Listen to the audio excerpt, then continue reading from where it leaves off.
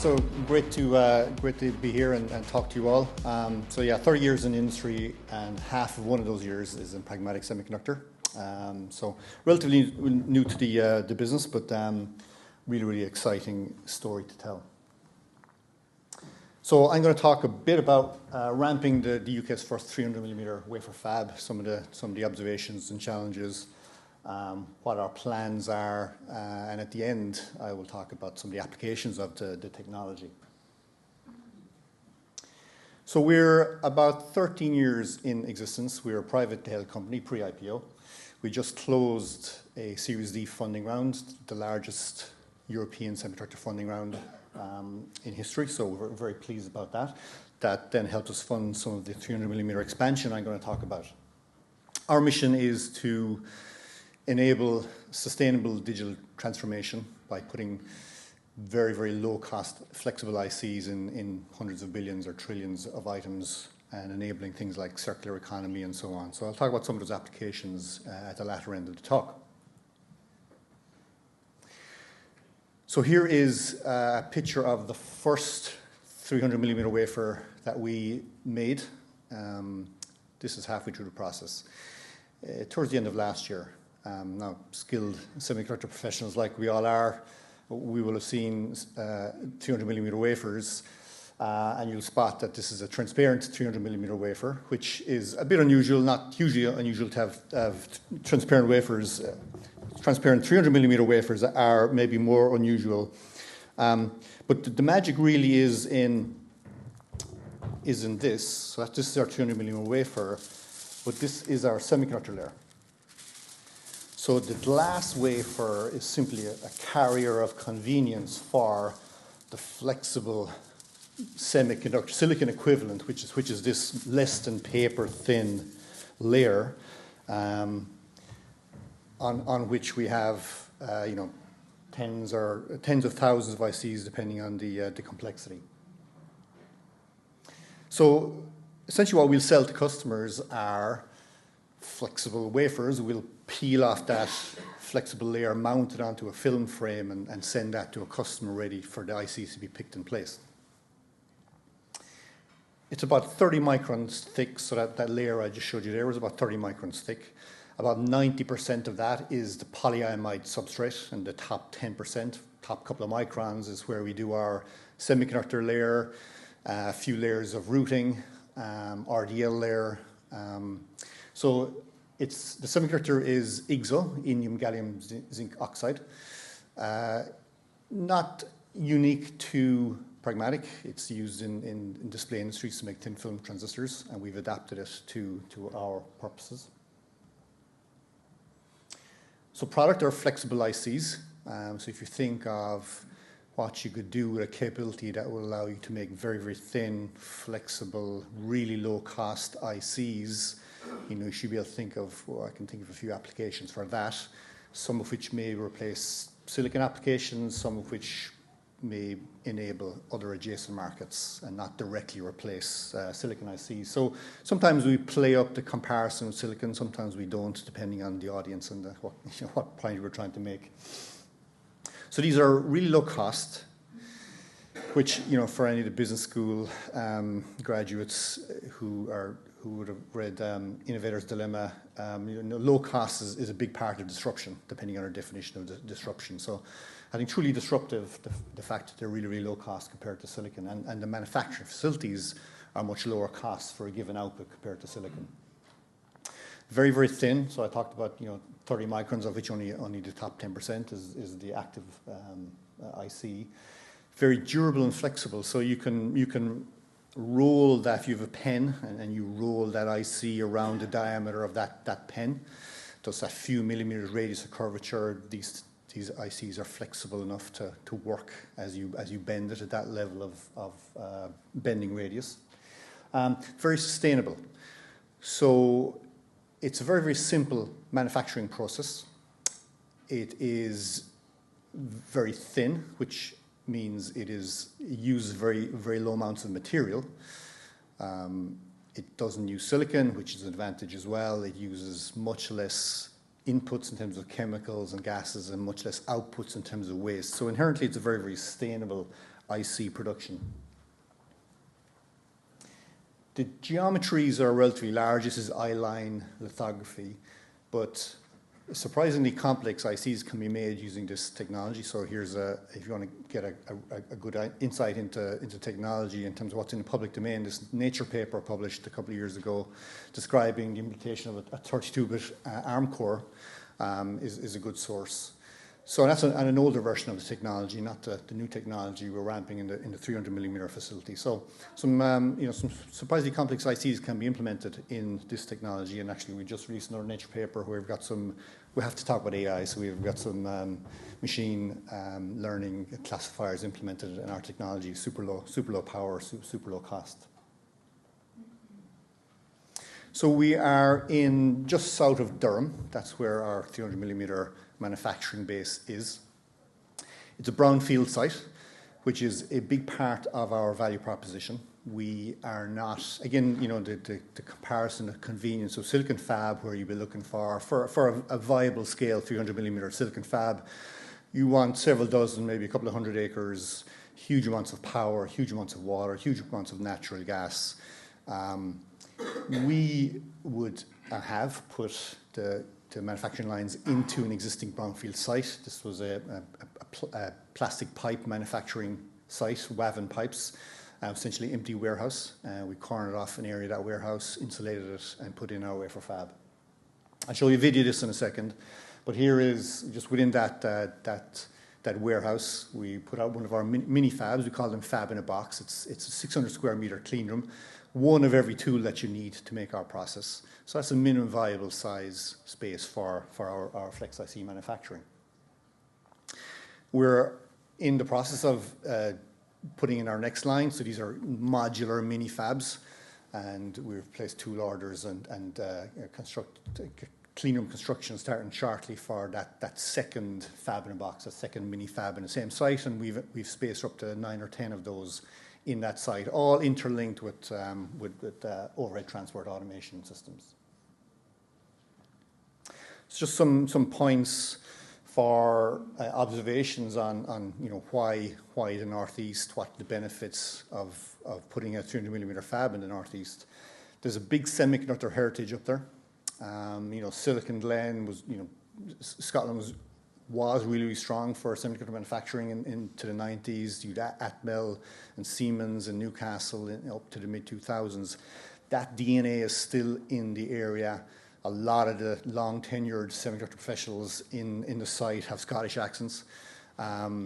So that's something we can draw on. They're still in the area. They maybe went away, came back. So even 10 or 15 years later, we're still leveraging and benefiting from that strong DNA. There is, in general, a large industrial base there. If you need precision engineering, if you need semiconductor-grade chemicals and so on, that is certainly a strength in the Northeast. Brownfield site availability, well, everywhere. You can brownfield sites everywhere. But we had an existing 200 millimeter line in Sedgefield, just against out of Durham, and it made sense to get the nearest brownfield site to put a 300 millimeter fab, and so we put one pretty close to our existing 200 millimeter site. So there's a lot of talent in the UK. I mentioned that at the top line. And we've got the UK pool, we've got the European pool, and we've got the worldwide pool. So I think really important is that we can access talent all over, whether it's from Scotland or from Asia, and we have a lot of accents from Asian semiconductor professionals as well. We find that's really, really important as well, to be able to tap into that global pool. It's not as easy as we'd like to get visas for people, but it's easier than some other jurisdictions as well. We do get and have benefited from R&D support and government support. We've got some strong universities in the UK, of course, and in that area in particular. It is important, I think, as we're scaling up non-silicon or at least niche or even unique technologies, that you have to tap into an ecosystem of research to fill in the blanks for, let's say, non-silicon technologies, because you're not leveraging the massive multi-decade investment in silicon. So you have to fill in those gaps elsewhere, and you'll have to do a lot of that with a research ecosystem. And government support, you can probably never get enough of this. I think it's a really, really competitive market around the world now for government support. But it has helped and continues to be helpful. I think we're looking for a step function increase in government support for the semiconductor industry in the UK. Hopefully this video will play. There it does. So this is within our warehouse that we've put in our first fab in a box. So you can see, fully automated systems. A lot of these tools are names that you will be familiar with. Anyone who's been in a wafer fab, 300 millimeter wafer fab, you'll see the same tools in there as we have in our 300 millimeter facility. So it's about taking pretty much standard semiconductor manufacturing tools and adapting them to a unique process. So we benefit from not having to customize or have unique tools for what we're trying to do. We use Tokyo Electron, Applied Materials, etc., standard high-end manufacturers as best as we can. So really, really high output per square meter of clean room. Each little fab in a box can hundreds of millions or billions of ICs per year. Very, very short cycle time. So I mentioned it's a very, very simple process, and that means that you can, the raw process time, no queue time, you get wafers out within maybe 48 to 72 hours. So really, really quick cycle time, fraction of a day cycle time per mass layer. Really low cost, as I talked about. Very compact, 600 square meters or less. Very low carbon footprint. We use 5% or less electricity per mass layer than a silicon fab. Very, very efficient. Very, very low carbon output for lots of reasons. Typically, in semiconductors, an awful lot of the greenhouse gas footprint is not due to energy consumption. It's due to process gas emissions, unabated process gas emissions, for example. And we use very, very low levels of process gases in our technology. When your layers are measured in tens of nanometers instead of hundreds of nanometers or microns, you're using a tiny fraction of the material for deposition and a tiny fraction of the material for etching and so on. So very, very, very, very low levels of material usage and very, very quick throughput through manufacturing tools. That drives up the activity or output per square meter and drives down then the environmental footprint per IC or per wafer produced.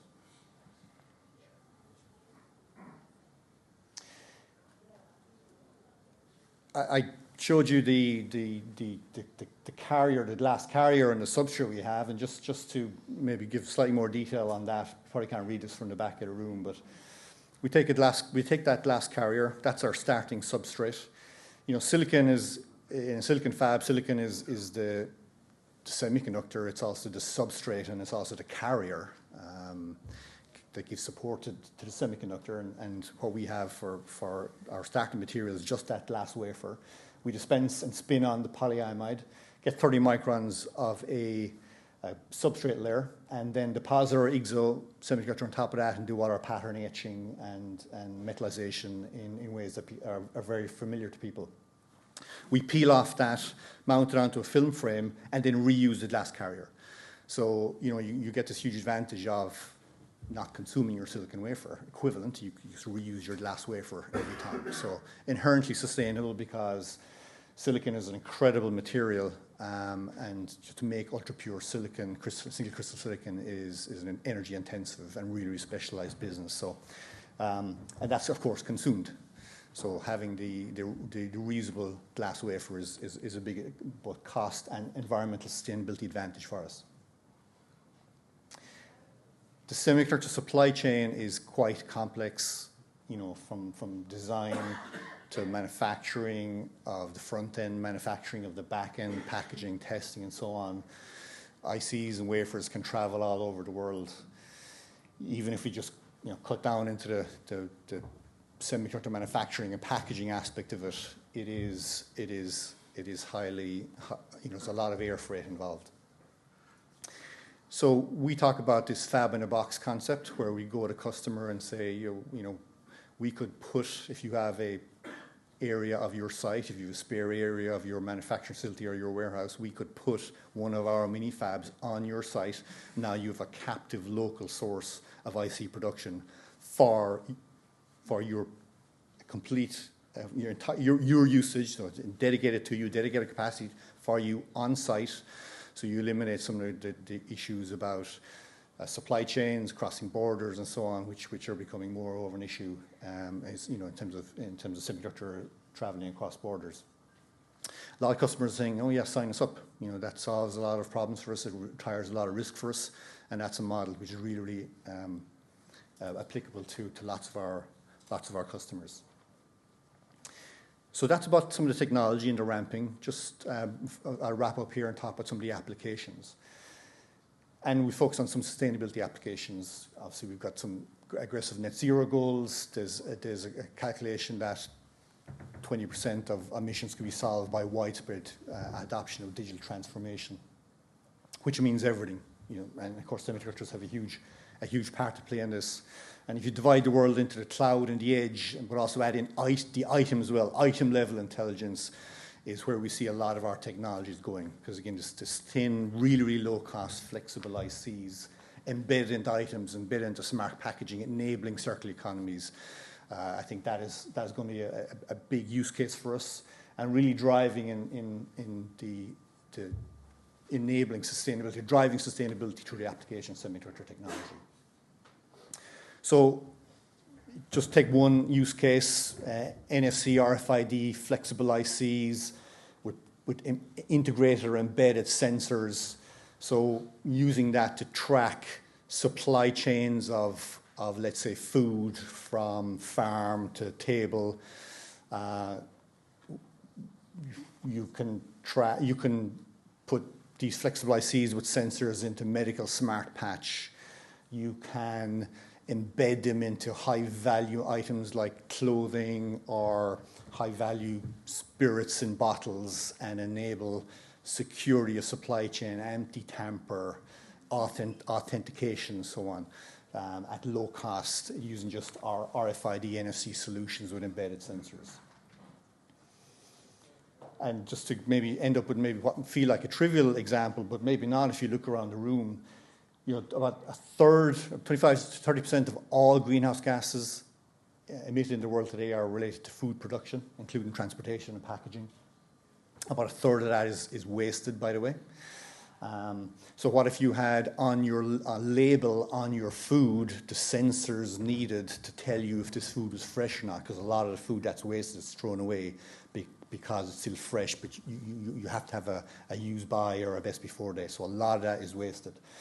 So flexible sensors, NFC enabled, using the Flex IC technology, detecting emissions and temperatures and so on from the food in which this label is embedded, is definitely a use case that excites our customers. And the trivial example I'll finish up with here is the coffee cups. So a couple of billion coffee cups are used in the UK every year. There's a lot of coffee cups around the room here. They are recyclable, but 99.something% of them are not recycled because there's the waterproof coating in there and it needs a bit of special recycling to do that, and it's generally not. So how do you enable a kind of circularity for coffee cups?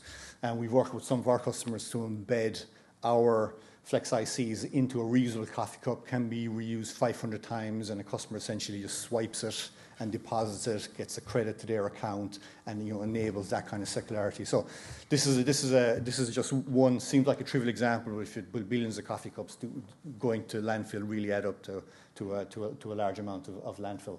And then finally, we're not reliant on our own creativity in the applications of our technology. We do open up our technology on a foundry basis. So we have an open PDK for our 200 millimeter line. We'll have an open PDK for our 300 millimeter line coming this year.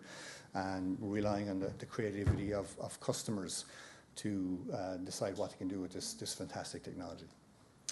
Okay, thank you very much.